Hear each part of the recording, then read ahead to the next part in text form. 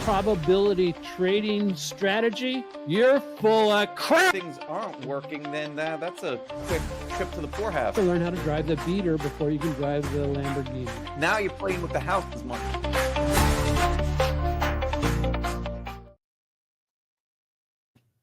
All right.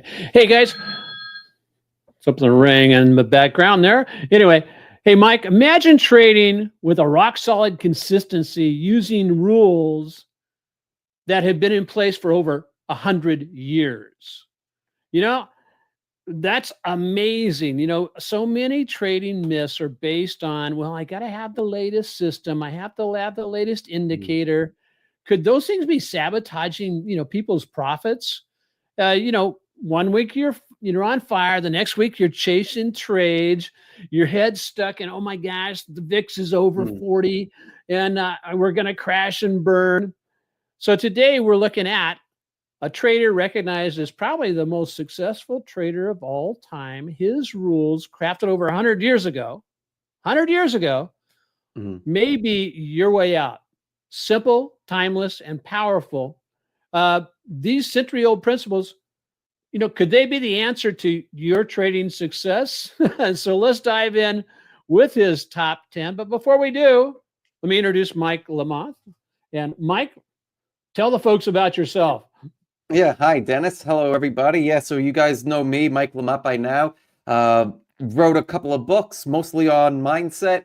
And the reason why I wrote these books is because I've been in your shoes and I have the bruises to prove it, where you're trying to trade this stuff part-time, you're trying to learn part-time, you're learning from a whole bunch of different sources, and it's a lot easier said than done oftentimes. And so once I finally figured out how to do that, I wanted to share it with more people. That's why I wrote the books. That's why I'm sitting here with you now.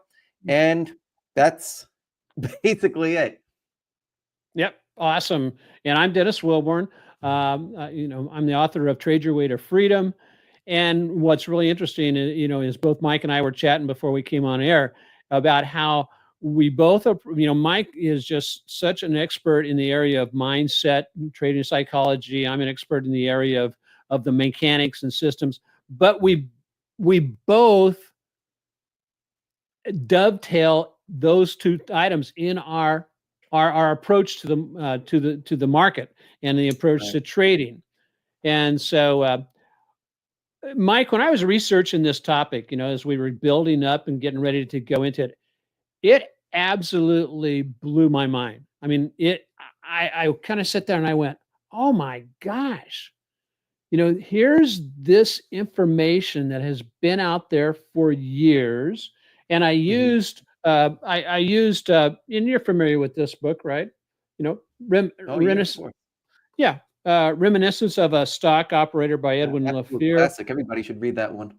I agree. And the thing about it is I read that and I started looking and started pulling information down about what were the rules of this great trader, Jesse Livermore. That's who we're talking about. And he's got 10 rules that I think, if everybody adopted these 10 rules, or at least it's a great starting place. Maybe it's not just a starting place. Maybe it's an ending place too. But, because sometimes we pile on too much junk. Do you have a process, and before we get into Jesse's rules, do you have a process where you do a review and reflect of like how much stuff you have on your chart? Is it all benefiting you? How, have you, there, it seems like with trading systems, there is just a natural tendency. They're like magnets. They attract stuff and stuff gets stuck on them. That really absolutely.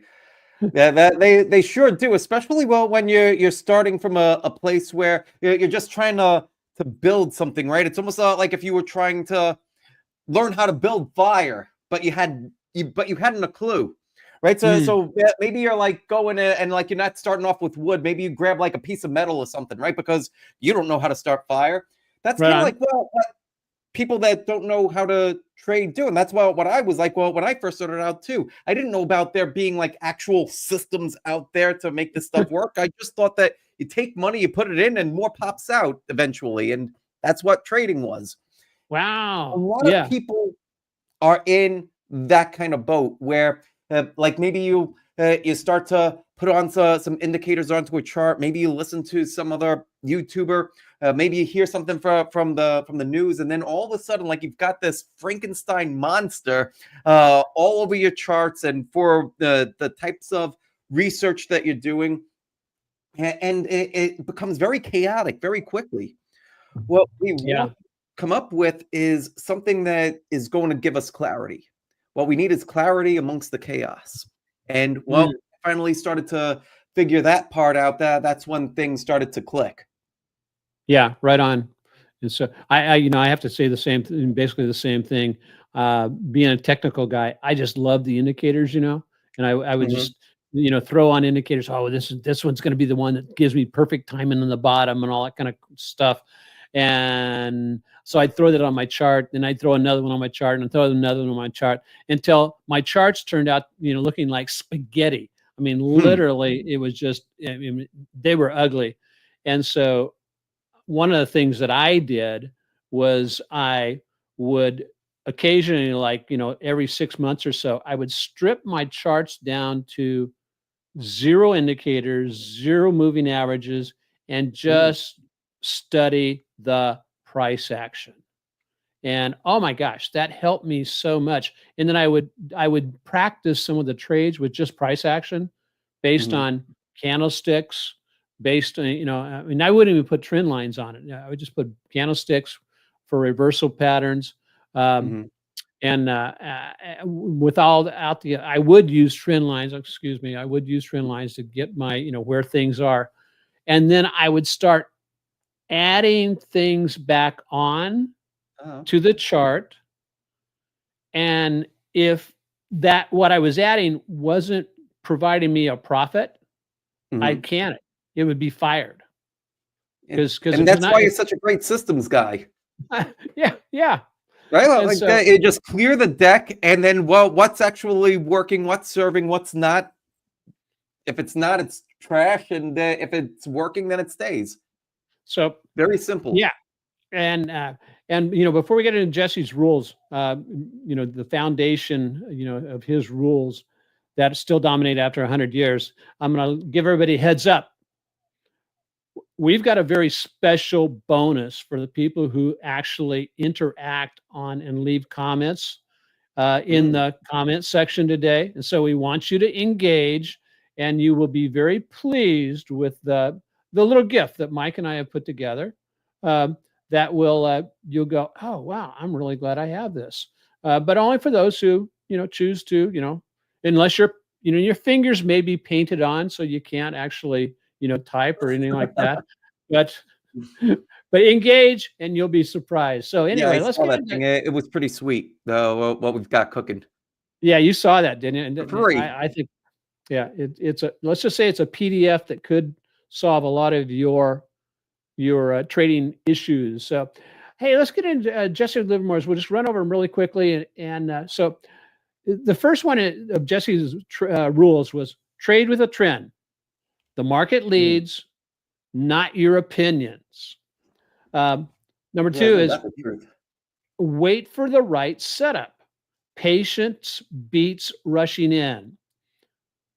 Cut your losses quickly. Stop losses, save your capital. And I'll interject with that one right now. Uh, that cut your stop loss, cut your losses quickly. I did not realize that Livermore had a rule that if the stock didn't go in the direction he expected it to go within a couple of days, he Mhm. would exit the trade within a couple of days. Now, okay, let your imagination roll back to what was going on back then. Is he was either in a bucket shop at a broker's office, or he was trading via telegraph, right? You didn't, you can, there was none of this, instantaneous trading. So he would basically be watching the wire, and if at the end of the day he was down, or it had not gone his way over a couple of days, he would get out. He would just send the telegram and say, exit at, at a particular level, or exit now at the open. And that's the way he traded. So different, And he figured out that stuff pretty quickly, right? Well, wasn't he just a teenager when he started to trade? Oh yeah, yeah, yeah. He would. I think he sold papers or something like that. So he could. That was how he bankrolled himself to be able to trade. And but anyway, that's one of the story, about cutting your losses quickly. And I've added that to my rule set, that if a trade isn't going in my direction within a couple of days, hey, it's sayonara. I'm out of here. So next, let your profits run. Ride winners while they last. Don't average down. Losers aren't worth doubling down on. It's like, going on a date with a it's like going on a date with a person, back in your dating, days, going on a date with a person who you had a really crappy time on the first date, hoping that things are going to get better. And guess what? If first impressions are usually always the best you're going to have of somebody, it doesn't get better the second time around. It doesn't. And so, let's see. Trade based on price action. Charts trump hype. Master your emotions. Discipline over fear or greed. And then trade like a business. Plan and execute like a pro. Manage. And I know this is one of the things that you talk about a lot, Mike, is having that business plan, and you even actually have a product that addresses that. Yeah, that's right. The trading success blueprint. So that's something where it takes people that are your average Joe, right? Non-business people, and helps them figure out, well, how am I going to write a plan for my trading, or a full-on business plan? Because, well, what a lot of people do is they treat trading like it's a hobby, where you're kind of diving into the charts, and maybe you are listening to what a lot of people over on X and YouTube have to say, and that kind of makes it more like a hobby, almost like something where you go and you've had a long day at work and you binge watch your favorite show. A lot of people go and they'll binge watching the market, and sure. That makes it a nice, fun hobby. But hobbies don't pay. Businesses pay. So we need to have a fully developed business plan. And Jesse Livermore is right on. You've got to treat trading like a business, and the Trading Success Blueprint over on merrillwealth.com helps people do that. Right on.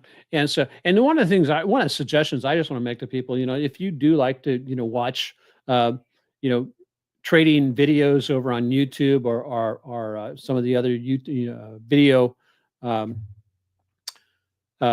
sources, and X, Instagram, wherever. If you do like to watch those videos, I encourage you, just don't be an absorber of the information from that video. Take, say, what one thing can I take from this video to apply, and then apply it. Because if we just simply are absorbing knowledge, it basically becomes like a stale, or a pond that doesn't have any outlet. And so that pond will basically, become a stagnant pond, and you never get anything accomplished. And so, hey, the next one is trade it like a business. Then manage your risk. Small risk, liquid markets to keep you alive. So then lastly, learn from the market. Every trade's a lesson. Every trade's a lesson. And so Mike. Yeah, I was just going to say, do you ever get suckered by a revolutionary trading app that flopped, or anything like that, from or kind of disregarding the rules above, or what's your experience been? Well, one of the things is that it seems like, it reminds me of what happened to a friend of mine, many years ago. he basically was trading uh, iron condors, credit spreads of you iron condors on the indexes, right? Okay. And the idea of this is that, yeah, they had a fairly and high success rate. And for those of us that don't know what iron condor is, and like I have like a vague idea of what it is. Could what in the I don't know. Explain it to me like I'm a fifth grader. Oh boy, that could be okay. Well, there's this big bird. It's an iron. No, iron condors is basically where you have you're doing what is called a credit spread, which is where you buy a less expensive option and you sell a more expensive option. Okay, so that's what. So you collect a credit. Okay. The iron condor is such that you are basically taking it at the limit. So on one side you're buying, you're selling credit on a call at a high level with the expectation that the prices aren't going to get back up there, and then you're selling what is called a put spread way down at a level where it's way below where you expect the prices to go. So the anticipation is that the volatility of whatever that entity is, and this is what in the indexes, would not take it, outside the boundaries, because as long as it basically closes when the option expires, when it closes, if it's like right in the middle, you collect the premium on both sides. So that pays you twice. Got it? Got it. Yeah, it's kind of like a sandwich. Right. And this, yeah, and exactly, it's like a sandwich. And you want to stay in the middle with your meat. Well, anyway, this one particular story is what happened is the person who used to run Thinkorswim many years ago touted this as a high probability trading system or high probability trades. And I took a look at it. I said to myself, I go, yeah, the high probability with this new thing is a high probability you're going to lose money. Because the idea is, well, if price action takes you too close to, let's say, the high side, well, then you double down. You do 2 times. And so I'm going, holy moly, this is like, wait a second here. No. Violating these rules that Jesse Livermore talks about. So, but basic bottom line, the guy gives me a call and says, Dennis, I'm down 5 figures on this particular iron condor that I'm doing. What should I do? And I go, well, what are your rules? And I said, well, I basically, I should be exiting this, but I think it's going to come around. I've already doubled down once, right? But I think it's going to come around. And I go, well, you're down 5 figures. And if you wait a few more days, you could be down 6. Well, he did not close his trade out. And a couple of days later, he gives me a call and says, well, darn it. And I'm cleaning that up a lot. He basically said, darn it, I lost, 6 figures. And the unfortunate thing about it is this gentleman, it was, like in his 70s, right? And if you're, at that point in life, you're not bringing a lot of income to be, regenerate the funds you're going to be trading with. And so for me, that's a roundabout way to answer your question is, suckered in by a revolutionary new or a newly labeled, high probability trading from somebody who appears to be a trusted person, and it didn't work out. So, so basically, what you're saying is if you're driving a car and there's a wall, you're approaching a brick wall. Your instinct should not be to slam on the gas and floor it, right? Like that kind of doubling down, that's not going to save you. Well, it's kind of like the expectation that you're going to break through the other side or something like that. I don't know. Oh my Yeah, goodness. so, but hey, Mike, We're not playing what's Super Mario Brothers. yeah? So, what's one myth you used to believe that Livermore's rules blow out of the water? So one of the myths that Livermore's rules blew out of the water. Yeah, Well, no, we already mentioned the treat trading like a business. I think that's a very important one. But let's see. So letting profits run, riding winners while they last. I think that's a very mm, good one, and I think that's the kind of rule that for me it took me a long time to understand what that meant, because while it lasts means different things to different people. And when you're uh, especially when you're new and you're trying to get information from people that are more experienced, and you're just trying to go on to StockTwits or X or one of sure, these platforms and be like, well, there's some pretty good knowledgeable people on there, let me listen to what they have to say. And you have a few different people talking about the same stock, but they're approaching it from different perspectives. And one is saying that, oh yeah, well, like I'm selling here. Somebody else is saying that they're buying at that same exact spot. And you start to have this feeling of, well, what's the right move? Both of these guys are crazy successful. They're both very intelligent, and they're saying the exact opposite things. Well, what should I do?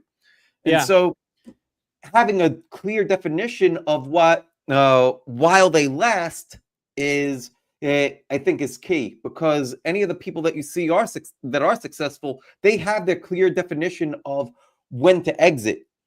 And yes, so that's what anybody that's here that's listening to this, you need to have your own definition of when to exit. Well, what your exit rules are going to be. Understanding that, yes, you want to ride them while they last, have a definition for while they last. yeah, yes, yeah, exactly. While they last, and also have a definition of, okay, where am I going to take profit on the way up? So, Yeah. you know, so hold up traders, like right now, over on X, you might find somebody, with these AI tools, these new AI models, going to make you a millionaire by trading the AI, tools, or the tariff crashes, crash in the market. So why is that myth still costing you? Let's tear it down. One, Mm. picture consistent swing trading profits without wasting cash on new systems. And and you might think about, some people are selling these AI bots that are telling you how to trade, but Mhm. sometimes it just doesn't work out. I mean, I think you had somebody named Sepla who was talking about something, having a quantum indicator or something, looking for indicators that were going to change the way he or she traded. And Mhm. Livermore's approach was, markets are never wrong, opinions often are.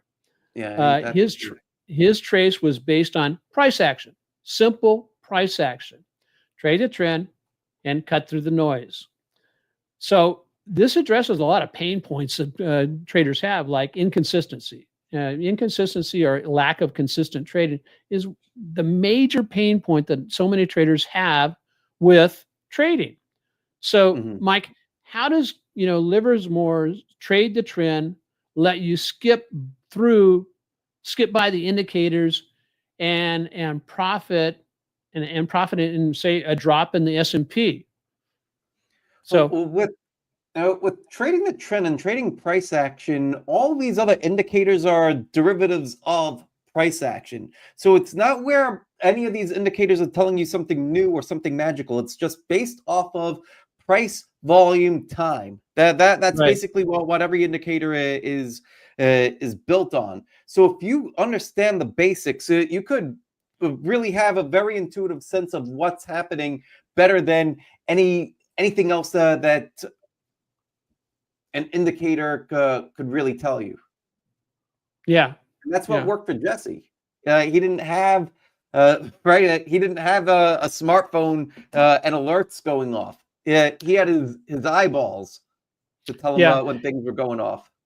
And he must have been a really brilliant guy, because I don't remember ever reading that he did any real charting.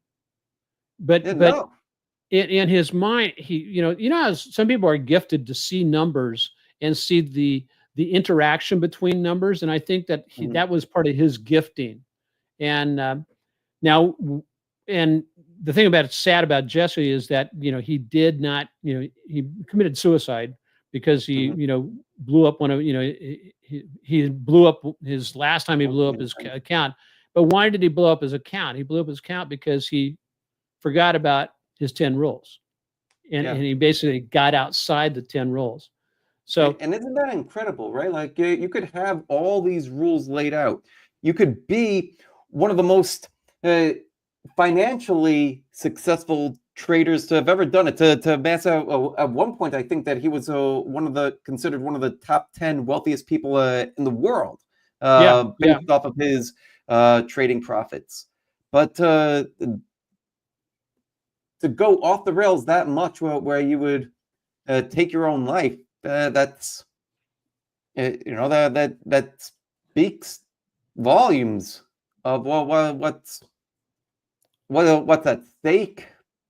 Well, what preparations we need to be taking, the mindset component of all this stuff. yeah, yeah. It was interesting that Livermore, he basically made $100 million with the crash of 1929. Mhm. He shorted the market right before it crashed, right? So he makes Yeah. all these big bucks, $100 million back in 1929, which equates to well in excess of like 1.5 or more billion dollars today. So yeah, he was one of the most successful, if not the most successful trader. And so are you a chart guy? Am I? Yeah. Am I? Yeah, yeah, of course. Okay. And so what's the major price action that you look for? Because a lot of times, like I said,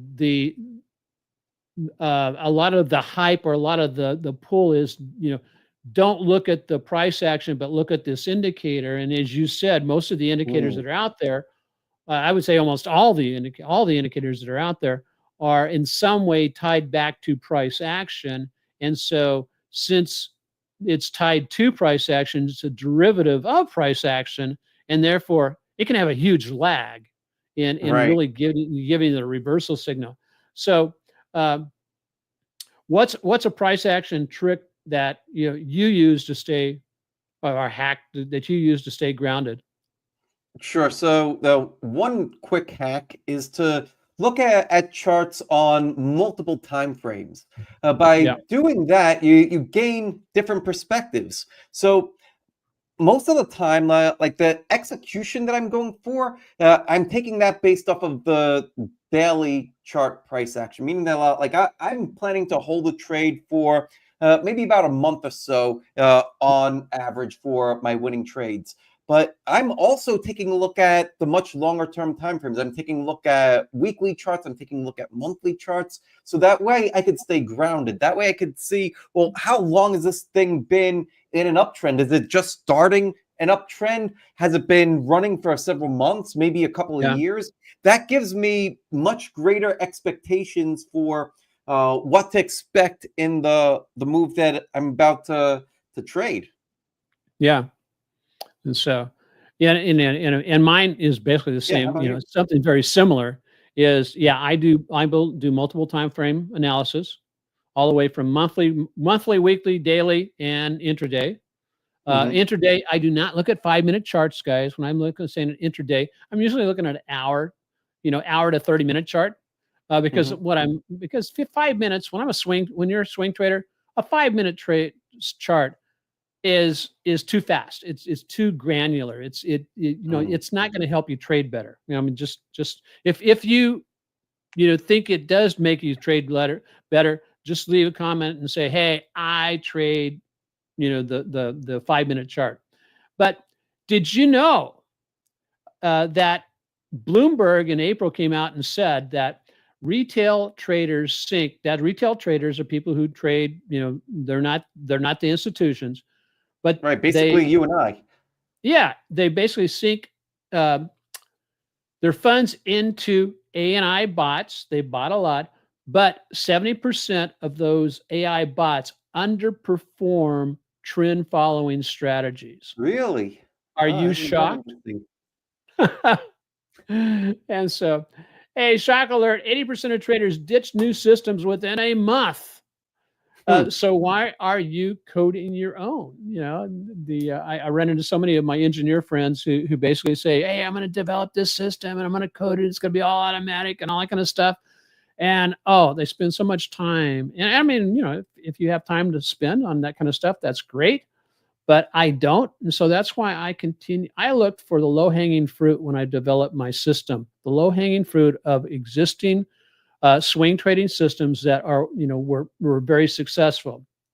And so let's get on and crush. There's another myth that's baked into all that from what you just said. Like, well, why would somebody want to build their own AI bot or try to do this kind of stuff? A lot of it comes from, well, you have these other trading systems, right? Like the ones that you and I both use. They're both derivatives of what O'Neill found with CanSlim. Yes. People tend to think that, oh, well, if it's out there and everybody knows about it, then how could it possibly work, right? Then wouldn't everybody be rich? Yeah. The problem with that thinking is that, like, if everybody did the same thing, then sure, it would stop working. And then if it stopped working, then people would stop using it. Yes. And then it would start working again because now that you have other players in the system and different things. So that's how you know when it's working. It's working when it's not working. And a good system will tell you when not to use it.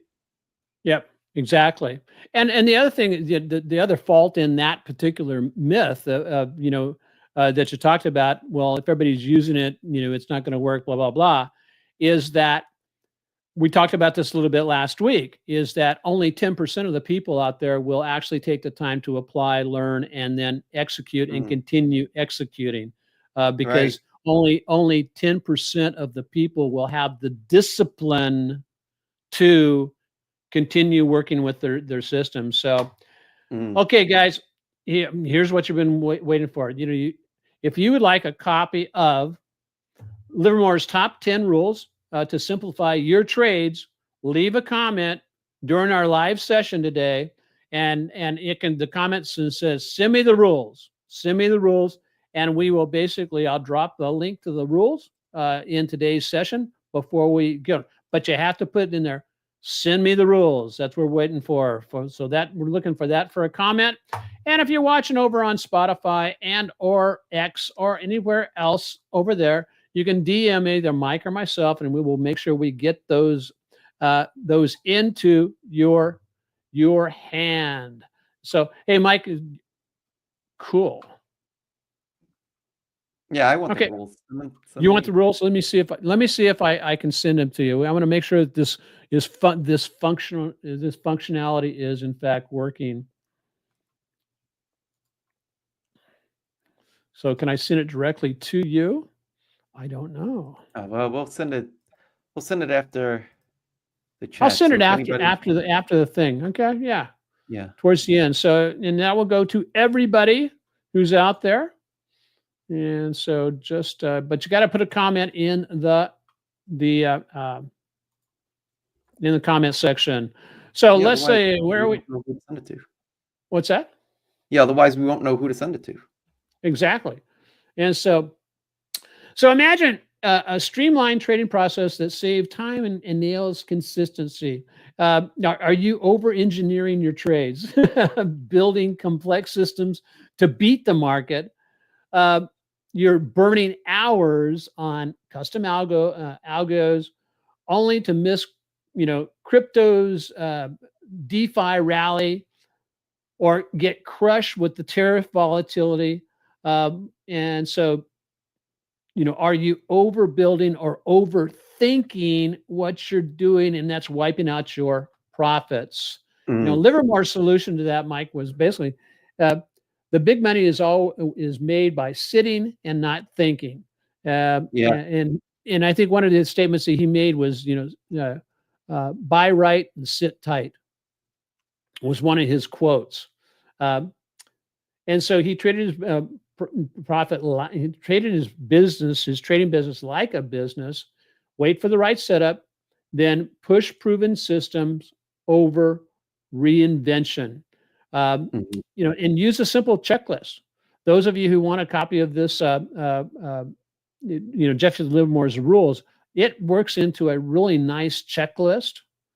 But do you know that do-it-yourself algorithms have spiked? In other words, the Wall Street Journal said that there's a lot of people out there that are trying to develop their own, but most of them fail in this particular tariff-driven swings, or traders custom code.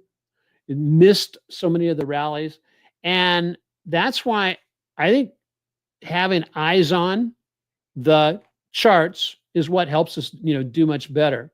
So let's see here. So how does, Livermore's wait for the right setup show you so that you don't need to reinvent the trading wheel? And I wasn't So talking about your book, The Trading Wheel. No, how does Livermore's wait for the right setup? How does that basically so that you don't need to reinvent well, it's timeless advice. It's timeless advice, and it's not something that just applies to trading. That applies to it applies to this analogy that we used a couple of weeks back. Well, with Ted Williams. Yeah. Right, just sit and wait for your pitch to hit. Yeah. If it's a high probability one, if it's in the strike zone, you swing. If it's low and outside, you don't. And that's basically Livermore's approach. Yes, exactly.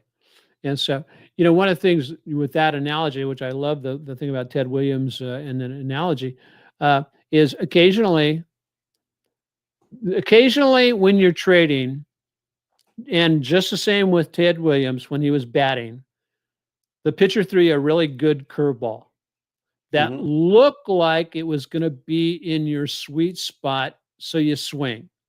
Yep. However, the curveball drops out of your sweet spot and you miss. Yeah. And it is the same way with trading, right? I mean, sometimes the setups can look so sweet, but you swing and you went, "Oh crap." Well, the rules will protect you from that. It's much better to take the strike and then hopefully the next pitch will be where you can hit it. But it's much easier to take, to go ahead and swing, follow your process, and accept the fact that the process was, even with Ted Williams, he was a 400 hitter, right? Yep. Which means out of 10 at bats, he failed 6 times. That's true. Right? Yep. But he was one of the best hitters of all time. And so why do we as traders have this concept, this misbelief that I have to be perfect in my trade selection? The trades always need to generate money or make money, and I think that's part of this section about waiting for the right setup and then just develop the habit of utilizing that and sticking with it.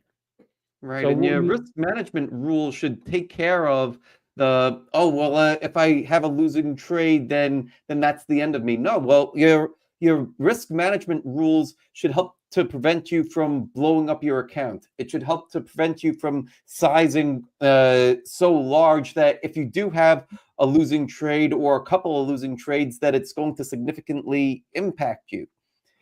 What you want is a system that you could trade it 100 times, and you know that at the end of the 100, you're going to walk away with more money in your pocket than when you started with. So it has to be able to it has to be able to survive losing streaks. So build in failure into the system so that way it's able to survive those dry periods and get you into the more prosperous ones. Yeah, without a doubt. And I think that that's one of the areas that we just again. I also think that a person should never experiment with their trading system with real money. Mm. Uh, Why is that?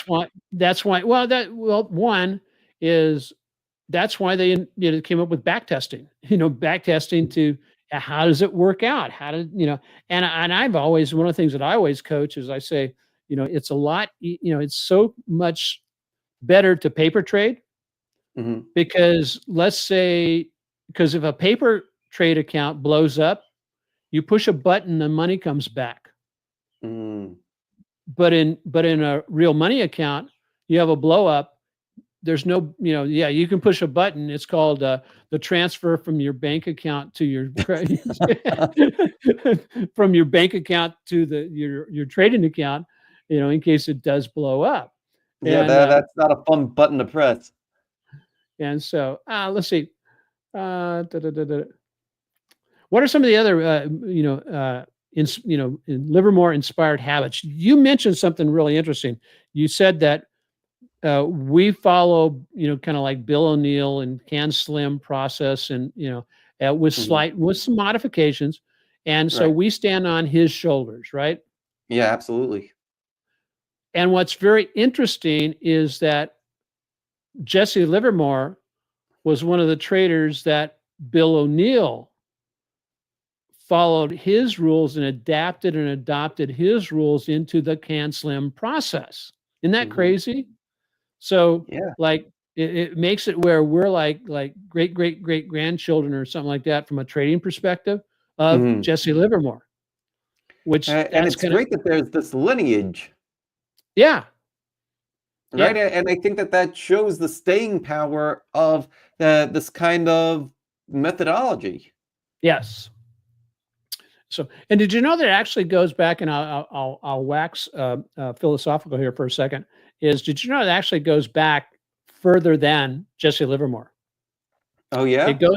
I mean, yeah, it goes back, and I don't know if you've ever read it, but the uh, the book, the technical analysis of stock trends by McGee, Edwards and McGee. They talk in there about Charles Dow, and Okay.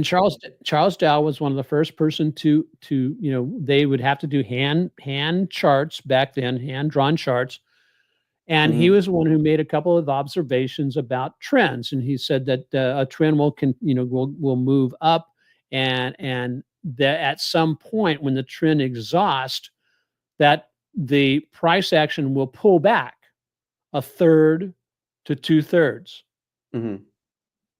Well, if you're a Fibonacci trader, alarm bells should be going off in your head, going ding, ding, ding, ding, because Fibonacci's, look for that 318 and 61, no, 326 or something like that percent drop from the high Mm-hmm. down to the 60%, approximately 60% drop from the high. But Dow was talking about that in the 1800s. Ah, isn't So that it interesting? even goes back further than just Jesse Livermore. And the rules, guess what? Still work. So um, your simple system, your system's simple, but your confidence is tanking in the market bloodbath. Does that sound Mm. familiar? So let's rebuild it in the next segment. And ready to discipline your trading, grab your copy of either Mike's book, um, the Trading Mind Wheel over on Amazon, and or my book, The Trade Your Way to Freedom. And I will put a link to the Reminiscence of a Stock Operator down in the description on YouTube. And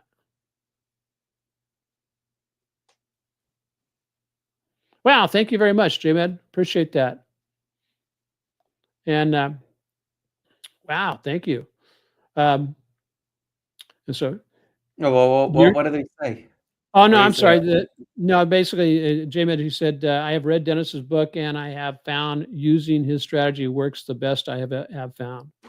And so Well, there you thank you very go. much.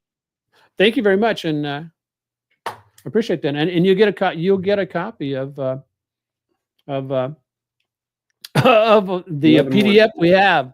So awesome. So let's talk about this a little bit.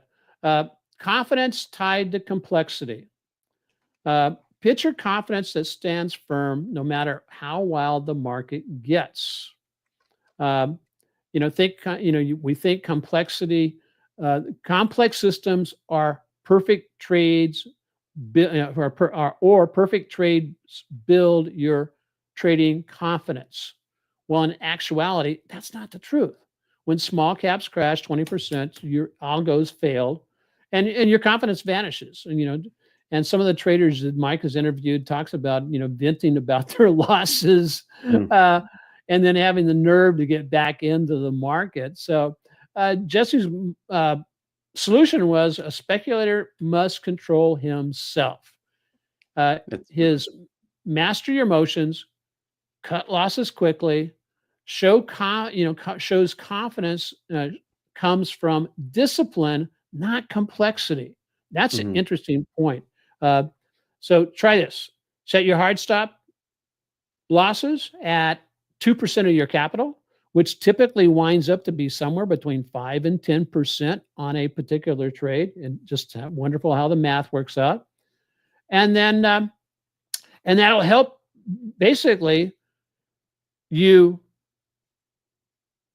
live to trade another day. Mhm. And right now we have, Bloomberg saying that trader sentiment has hit a 2-year low as the small, when the small caps, losses mounted. And over on X, it seems like traders were posting a lot about failed algos and just basically they were failing. And even Wall Street Journal in April said experts warn complex systems create fragile this is good. You'll love this one, Mike. Mm. Fragile mindsets in Mm. volatile markets. So how does Livermore's mastered your emotions, keep your confidence steady? You know, how do you've done so much work on mastering your emotions, and is it an oxymoron to say that we can manage our emotions? Well, it's I like to understand emotions, right? Uh, when we understand what's driving our emotions, then we could learn how to deal with the emotions. Right on. If you're feeling fearful, right? There's a lot of people that are trading right now that they'll feel afraid, and that's absolutely the right emotion for them to be feeling, especially if that fear is coming from, well, I don't know, well, what to do with this trade. Do you have a plan? Well, no, I just bought this. And I've got half my account in it. Well, that person probably should feel a little bit of fear right there. Yeah. So sometimes the solution could be in planning. Oftentimes the solution comes from building structure. A lot of fear, a lot of emotion, a lot of anxiety, greed, no, all that stuff. A lot of it comes from lack of structure, a lack of not knowing what to do next or how to operate or what the appropriate move should be. When you plan all that stuff out ahead of time and you have an understanding of why, right? So it's not where you're just sitting here and you're cooking up stuff and pulling it out of a hat. When you've done the research, right? Well, why does O'Neill's stuff work? Why did Livermore's stuff work? It Yeah. works because it's based on historical fact. They didn't just say that, oh, well, let me ride this trend. No, it had to do with, well, I'm going to pick from this pool of stocks that have historically proven to be able to make huge gains based off of fundamental criteria and technical criteria. And so first I'm going to see if it has these qualities.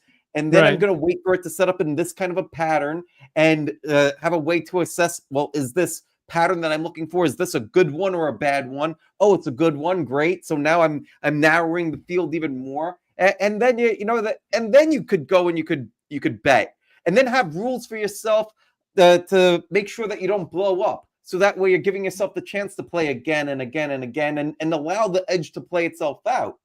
You know, even if you have a fantastic edge, but if you go all in on a trade, then you're risking ruin. And you could have that one losing trade, right? Even if you have like a very high batting average, let's say that you've got a 60, 70% batting average, but you go all in on a trade, well, that 30% might pop up tomorrow. And now all of a sudden you can't play the game anymore. Yeah. Yep. And then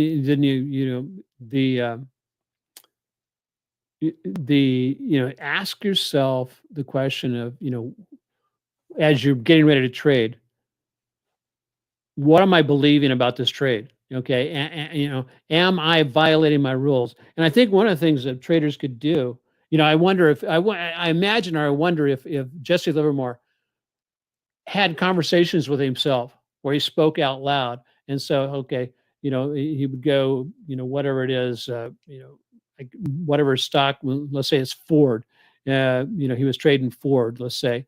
He goes, well, I wonder if Ford's going to be, going up, here's the price action it's doing. And he was doing all these calculations in his head, but I'll bet you he was talking to himself too, talking to himself about how it all went together. And so, well, if it gets to this point, in the chart in my head, that's where I want to make my move. And so but that's one of the niceties of it is, I'm not that smart, and so I need the simplicity of the charts, because what I've learned is charts don't lie. Charts don't lie. And where the, news organizations, the financial channels and all that kind of stuff, their objective is to help us get emotional about what they're talking about. And so they stir the pot of emotions, and it's a game that has been played around the stock markets for a long time, going back to the 1600s with the tulip bubble. So did you know that Charles Newton, Isaac Newton, one of the most brilliant guys in the world, invented, came up with the so many theories, the law of gravity and all kind of stuff.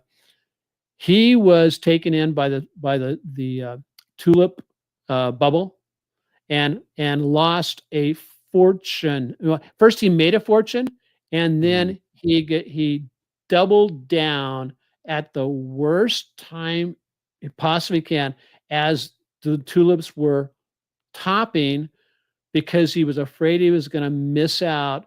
And he also had the greed telling him, oh, I just made 100%. Now I'm going to make another 100%. So he lost not only what he had earned, but he also lost more than that. I mean, so he lost a fortune, because so guess what? The prices have to adhere to gravity as well.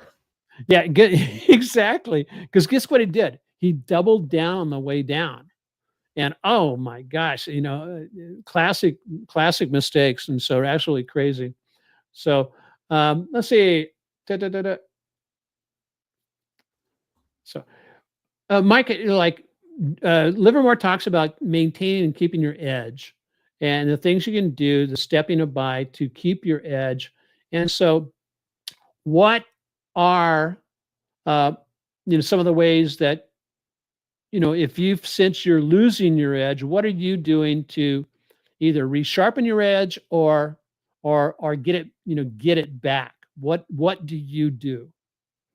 Yeah, so I think that it's important to have a reset rule for yourself.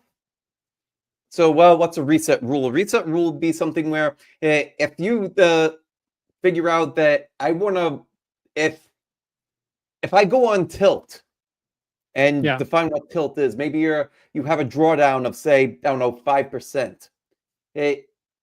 Let's say that that's your tilt rule. If that happens, you need to have a reset period where you step aside from the market, you go and you assess, well, what happened here? Was I following my rules? Yeah. If I wasn't following my rules, why wasn't I following my rules?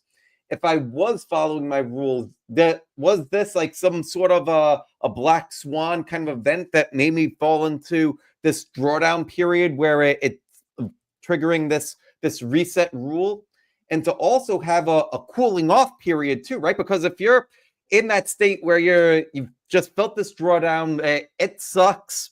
You're feeling emotional. It's going to take a little bit of time to cool off. So build that into what your plan is too. Take off for 3 days or a week. So that way, when you come back after you've reassessed and you're looking at things through a fresh set of eyes and you're recharged, you're far more likely to come back and to start doing better right away. That's awesome. Now, and as you're talking about, my mind is going to the aspect of why not have planned periodic reset periods? In other words, kind of like if you're a building manager, you want to take advantage, you want to do preventative maintenance on that building so the building doesn't break down, right? And it keeps it clean, keeps it fresh, and all that kind of stuff. And so if you will plan a review and reflect and act, and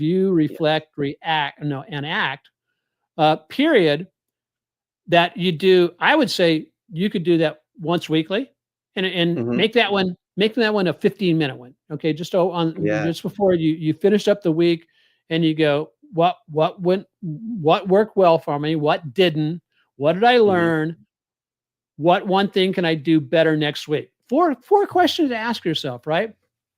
And then at the end of the quarter, take a half hour to an hour, evaluate where you're at, what you've been doing, review, reflect, and again, a periodic reset period. And I think that if we would write that into our rules and then have the discipline to follow those rules and say, hey, and put them on your schedule, put them on your planner to basically say, hey, this is the first Saturday of the month. I'm gonna do my review and reflect and my periodic reset this Saturday. Or if it's the first Saturday of the new quarter, I'll take a look at the quarter, 6 months, a year, and you can say how well did I execute, but more than that, how well did I follow my rules and follow my trading business plan? And then grade yourself. What do you think? I mean, that just came to me. I mean, as an idea. That's a great idea. Having scheduled post-analysis periods like that, I think is essential. Yeah, yeah. And to your point, to block it in your calendar ahead of time, so that way it's not just something where you're trying to find time for that stuff. No, you're never going to find time for post-analysis. You need to make time for post-analysis, and the way that you just described it is brilliant. And so, I mean, just that's just a thought. And again, it's more than a thought because there's certain things that I practice. But when you were talking about a reset period, I know that I have a reset period if after a certain number of trades, if they don't go well, if I have like 10 losses in a row, I want to know why. Okay. Right. What's going on? Is it the market? Is my system? Is it, how I've been executing? Do I need to make an adjustment such as, this year is a perfect example. The beginning of this year sucked. I mean, it was, a challenging trading time frame. Heard a lot of traders out there saying it was really challenging. So after a series of 5 to 10, losing trades, I had to ask the question, okay, what's going on? Is it my system or is it the market? And it turned out to be, it was primarily the market, but that then gave me the reason to make some adjustment to my system, such as I didn't change my rules. I applied the rules that I already had in place to say, well, if the market's crapping out on you, reduce your position size, or don't trade at all. Yeah. It's okay. It's okay. So that's awesome. Anyway, so okay. Any other comments? J-Man, I want to thank you for your comment. We will get that information to you. Let's see. So, what if everything you believed about trading confidence was dead wrong? So, what about some of the game changer? What was a game changer out of today's session for you? And if there, if just write it down, put it in the comments, tell us what that is. Because we'd like to dialogue with you in the last couple of minutes we have left here about what was a game changer for you. Mike, what was a game changer for you after, I don't know how long it's been since you looked at Jesse Livermore's rule, but what aha moment, hit you about checking out his rules? Yeah, I think that, well, for me personally, one of the most important takeaways from Jesse Livermore, two of the biggest takeaways are how successful you could end up becoming in trading, meaning like how much financial wealth you're able to grow from trading. That started out in a bucket shop as a kid to become one of the wealthiest people on the planet at the time, right? Unbelievable. And it also speaks to the very end of his life. You have to follow your rules. You have to strengthening your mindset and knowing what's really important in life. These aren't optional things. If you treat it like an optional thing, then it's so sad. Well, what happened to him? Yes, without a doubt. It would be even sadder if we didn't take the lesson away from it. So those are my takeaways from Jesse. How about you? Yeah, I think that I'm gonna pop over here and let's see, what am I looking for, Mike? I'm looking for this. So yeah, my biggest takeaway from the Livermore thing is that basically is that reinforcement of wait for your setup. And the setups he had were very simple. They're very simplistic. Okay. Similar to the setups I use with my AutoPilot trading system, what I've identified in the book Trade Your Way to Freedom. I share everything about my setups and what I'm looking at, the triggers, the 6 triggers that will get me into a trade. And so I think that's one of the big aha moments I had is we could have one of the things that I kind of left behind from the IBD Investor Business Daily or the Can Slim process that they were teaching is there was like 24 rules for getting into the trade, right? And there was like 36 rules to get out of a trade. And I'm going, oh my goodness gracious, that seems kind of like overkill and complex. Now, what it turned out to be is now there's nothing wrong with those rules, and I want to let everybody know that that a lot of people are using and adhering those specific rules exactly, but for me that added complexity that I basically didn't have time for. I didn't have time for with my business of a career, building a business, and all that kind of stuff. And so, yeah, here's that sample of the PDF that will be sent out here for the people who want to get it. And let me go back over to where are we at, Mike?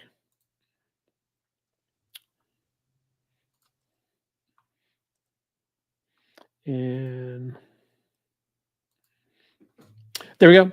So, yeah, that's the big one. And I already shared with you, part of the deal about, cutting losses quickly, don't average down, and then treating like a business. But those weren't big ahas. I think one of my biggest aha about the whole thing was that what you and I have come to accept or have come to believe in and make part of our systems are directly related back to the rules that Livermore was following. Mhm. We may Yeah. say it in slightly different ways, but that's what it is. And so, Yeah, you're absolutely right about that. I so actually didn't realize how many of Livermore's rules we've been following all along.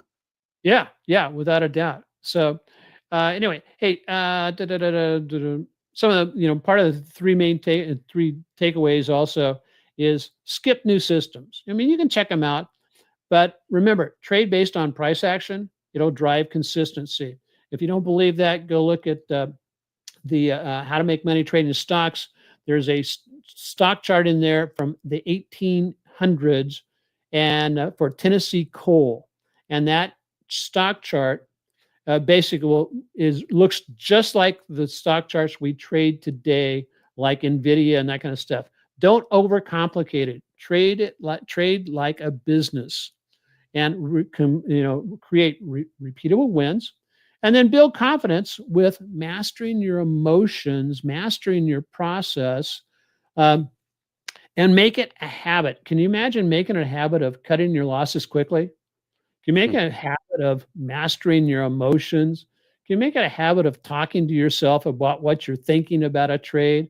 Can you make it a habit of just following your process, being more concerned with following your process than you are the outcome of you, than the outcome of the process? Because the outcome, if you're focused there, you'll get bogged down. That is a quicksand trap that will suck you down and basically potentially kill your trading.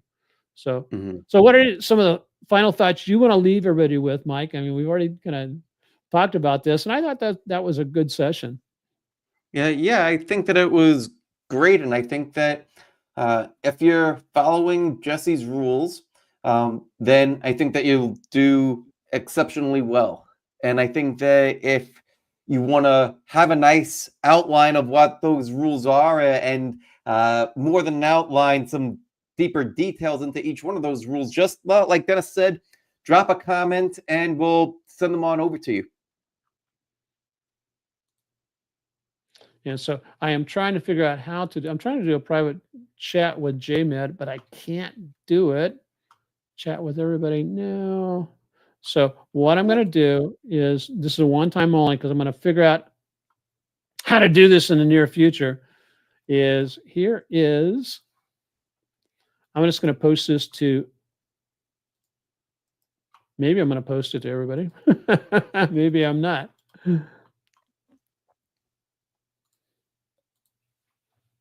Yeah, well, when we hop off of StreamYard, then through YouTube, be able to DM each Yeah. other that way. Yeah, I'll throw it over to you guys over on YouTube, and I can, and also just DM us over on X or any of the other places we're at. And if you're watching the video, also put a DM saying, "Hey, I want the rules," and we'll shoot them over to you. So with that, I will basically say, Mike, I know we have a guest lined up for next week, and so who is the special guest? Yeah, Leah Holmgren from Trading Mindset Data. I met her at the StockTwits Cash Tag Awards from last week, and she's brilliant. She's from Columbia, has a degree in psychology, and she's been building up her own platform and has been on the StockTwits live sessions, and is a regular over there. And so we were talking, and I think that she's very knowledgeable, has a lot to offer, and so I thought that she would be great for this show, and so we'll have her on next week. Excellent. And so I'm looking forward to meeting her, and we'll basically be able to, like all of our guests, we'll be able to grill her about what the heck's going on with the mindset of traders out there. Now, if you have any questions, if you know who she is, if you have any questions, shoot us a DM over on X or any X or in the YouTube channel about questions you would like us to ask her, and Mhm. we'll basically close up with that. So, from me over here in Hawaii, aloha, God bless, and from Mike in where you're Yeah, in. from Long Island, New York. Take Long care, everybody. Island. Much love and God bless as well. See you guys.